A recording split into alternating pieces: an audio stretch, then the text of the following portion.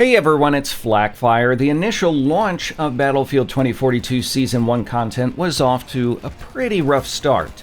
Players struggled to connect to servers, but once that was resolved and fans actually got their hands on the new content, overall reactions were positive. Although the expansion only added one map, a new specialist, a couple weapons, and 2 new vehicles, it proved that DICE still has what it takes to make a Battlefield game. Perhaps more importantly, it showed that despite significant turnover after the launch of the game, new developers understand what fans want, and DICE can save Battlefield 2042. But the big question is, will they? Today, I want to talk about a few things, but primarily the new general manager of DICE, Rebecka Coutaz, and what she said about the direction of the studio and the franchise as a whole. She's done a few blog posts and interviews lately, and what she says does actually give me hope that better days lie ahead for both DICE and Battlefield 2042. Hired in November of 2021, Coutaz walked into perhaps the most distressing video game launch of the year, and seems to be making quite a few good decisions, the first of which involved admitting the studio's failure. In an official DICE blog post, Coutaz acknowledged Battlefield 2042, quote, did not meet our or our players' expectations, end quote, and stood behind the decision to delay Season 1 until they got the game in a better spot. Since then, Battlefield 2042 has certainly improved, and though it has a ways to go, developers are working on a number of changes, including a rework to the game's much maligned specialists.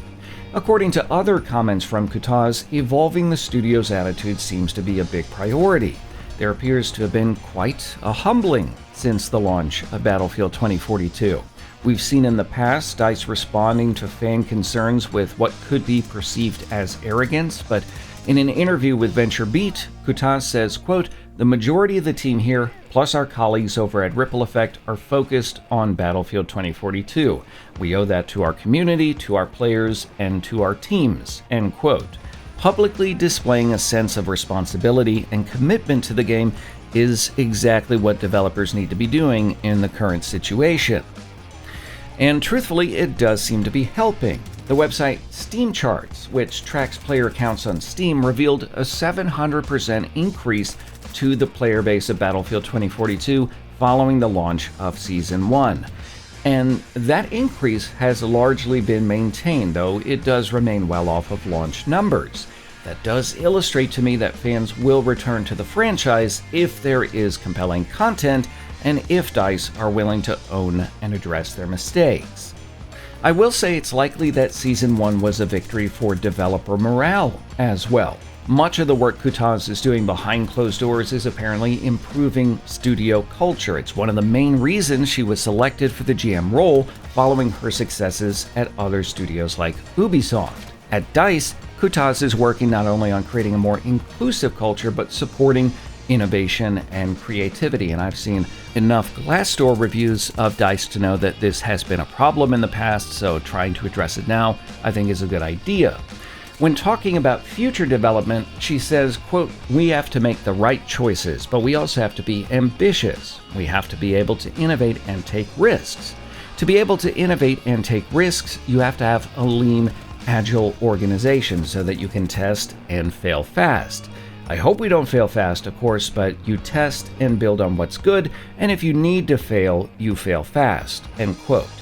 That can easily seem like some meaningless corporate jargon, but Coutaz is actually publicly acknowledging some of DICE's biggest failures.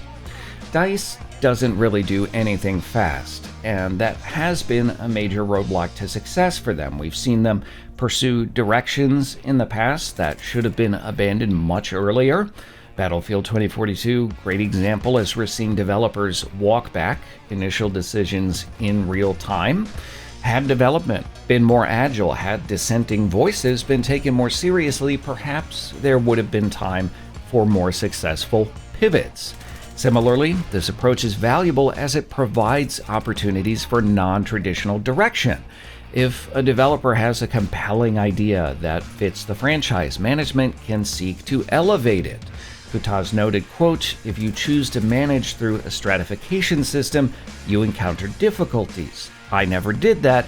I managed through teamwork, end quote. Coutaz also says the growing pains associated with development in a pandemic will pay dividends down the road.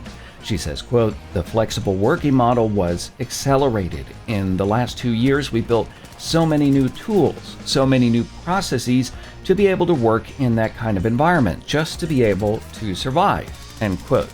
Again, flexibility like this is good. The silver lining is that the systems had to evolve quickly instead of over a decade, so I think this spells improvement for the future.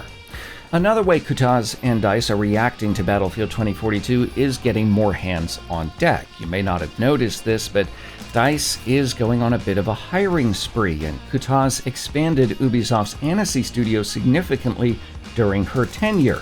DICE are specifically seeking people outside of the video game field to augment their work. I'm a big fan of the phrase, "the definition of madness is doing the same thing and expecting a different result." So, props to them for trying to do something different because, well, last time didn't really work. I will also mention that somebody who allegedly worked for Coutaz at Ubisoft chimed in on Twitter to mention, quote, "She achieved great things here and I hope she will succeed at DICE now," end quote. So, you don't see that kind of engagement all of the time.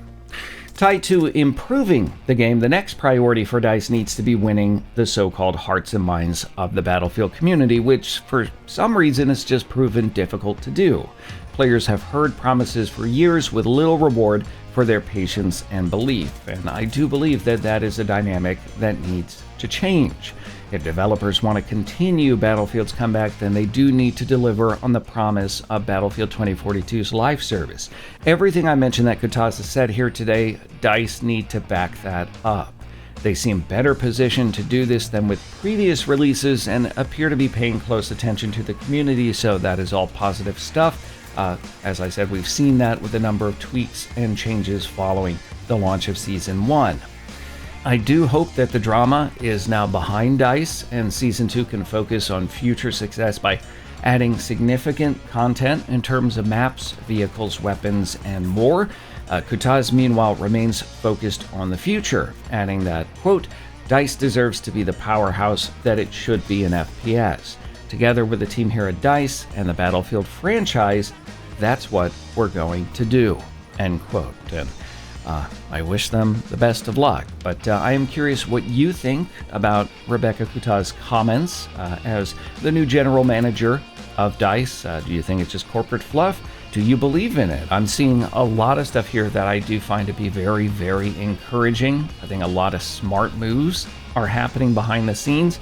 But again, for me, it's, the proof is all going to be in the pudding. So we'll see if DICE is able to turn this around. I would really love to see that happen. Make sure to leave me a comment with your thoughts down below. If you enjoyed this video, leave a like. If not, a dislike. Make sure to subscribe, tap the bell for the latest in Battlefield videos. If you want to support the channel, keep your money, share this video, or check out some of our sponsors. As always, thanks for watching.